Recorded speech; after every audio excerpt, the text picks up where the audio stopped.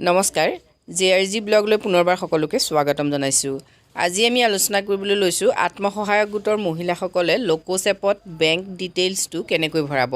যেহেতু প্ৰতিটো আত্মসহায়ক গোটৰ প্ৰতিগৰাকী সদস্যাৰ বিপৰীতে বেংকৰ সম্পূৰ্ণ তথ্যখিনি LoKOSত ইনপুট কৰিব লাগিব আৰু সেইখিনি কৰিবলৈ যাওঁতে আপোনালোকে কেনেকৈ আগবাঢ়িব সেই সম্পৰ্কে আজি ভিডিঅ'টোত আমি আলোচনা কৰিম। লগতে KYC কেনেকৈ আপলোড কৰিব সেই সম্পৰ্কেও জানিব পাৰিব আজি ভিডিঅ'টোৰ পৰা। যেহেতু আপোনালোকে ইতিমধ্যে LoKOSৰ ওপৰত কাম কৰি আছে, LoKOS এপত আপোনালোকে কেনেকৈ ডাটা এন্ট্ৰি কৰিব প্ৰথম পৰ্যায়ৰ যিখিনি কাম সেইখিনি ইতিমধ্যে মই কেইবাটাও ভিডিঅ'ত জনাইছোঁ। যদি আপোনালোকে ভিডিঅ'বোৰ চোৱা নাই তেতিয়াহ'লে মোৰ প্লেলিষ্টত গৈ LoKOS যিটো প্লেলিষ্ট তাত গৈ আপোনালোকে ভিডিঅ'খিনি চাই ল'ব পাৰিব। এতিয়া যেতিয়া আপোনালোকে SHG মেম্বাৰ্ছৰ বেংক ডিটেইলছ ভৰাবলৈ যাব তেতিয়া আপোনালোকে এনেকৈ পেজ পাব। চাওক পেজটো এনেকৈ আহিব। এই পেজটোত ইয়াত লিখাই থাকিব entry of SHG members bank details. ইয়াৰ এই আইকনখিনি আপোনালোকে দেখিছে, প্ৰতিটো আইকন যেতিয়া আপোনালোকে ক্লিক কৰিব তেতিয়া আপোনালোকে এটা এটা অপশ্যন পাব। গতিকে আইকনখিনি ক্লিক কৰি আপোনালোকে প্ৰথমতে কামখিনি কৰিব লাগিব। এতিয়া বেংক ডিটেইলছ যেতিয়া আপোনালোকে ভৰাব তেতিয়া কি ভৰাব লাগিব আপোনালোকে চাওক। Enter name from bank passbook, প্ৰতিগৰাকী সদস্যৰ পাছবুকত যিটো নাম থাকিব আপোনালোকে নামটো ভৰাব লাগিব প্ৰথম। নেক্সট পেজত আপোনালোকে IFC কোডটো ভৰাব লাগিব। নেক্সট আহিব select bank name from drop down.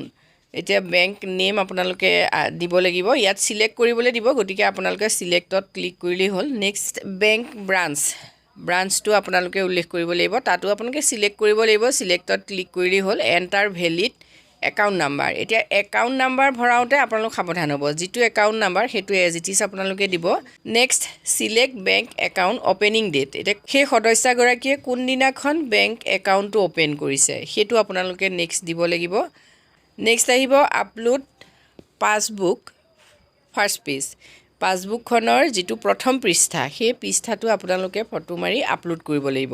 Is default select yes or no, only one bank can be default. এতিয়া যদি আপোনালোকৰ একাউণ্টটো ডিফল্ট হয় তেতিয়াহ'লে আপোনালোকে এইটো সিলেক্ট কৰিব লাগিব, সেইটো নিশ্চয় আপোনালোকৰ নহ'ব। এতিয়া চাওক পেজটো আপোনালোকৰ কেনেকৈ আহিব সেইটো আপোনালোকে চাওক। এনেকৈ পেজটো আহিব চাওক, ইয়াত এইটো দুটা পেজ দেখিছে। ইয়াত প্ৰথম আপোনালোকে বেংক ডিটেইলছ ভৰাব খুজিছে ফাৰ্ষ্ট টাইম, তেতিয়া click to add new bank details ইয়াত ক্লিক কৰিব। এইটো আপোনালোকে অপশ্যন দেখিছে, ইয়াত ক্লিক কৰিব।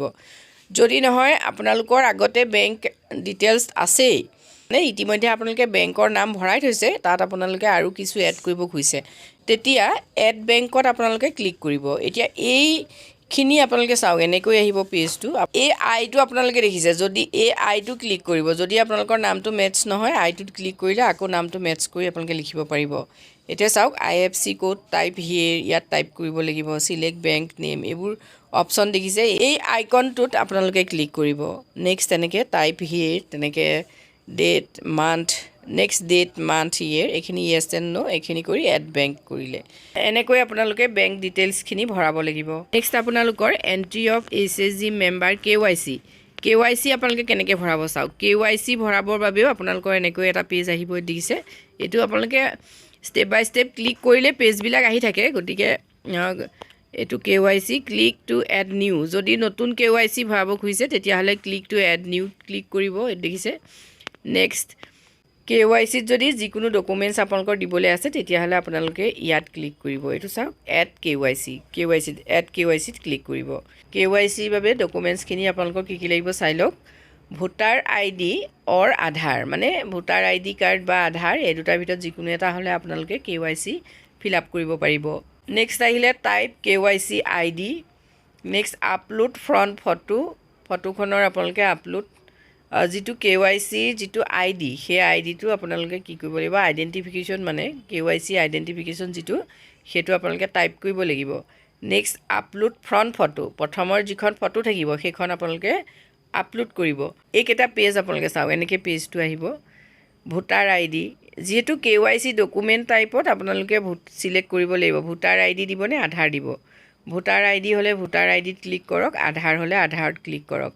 প্ৰথম পৃষ্ঠাৰ ফটোখন লাগিব, গতিকে প্ৰথম পৃষ্ঠাৰ ফটোখনৰ বাবে আপোনালোকে এইটো দেখিছে আইকন কেমেৰা ওলাই আছে, এই কেমেৰাটোত ক্লিক কৰিব, কৰি পেলাই আপোনালোকে ফটোখন মাৰি ল'ব। আহিলে ৰেয়াৰ ফটো ফ্ৰণ্ট ফটো, এই দুইটা পেজৰ কাৰণে আপোনালোকে কেমেৰা অন কৰিব।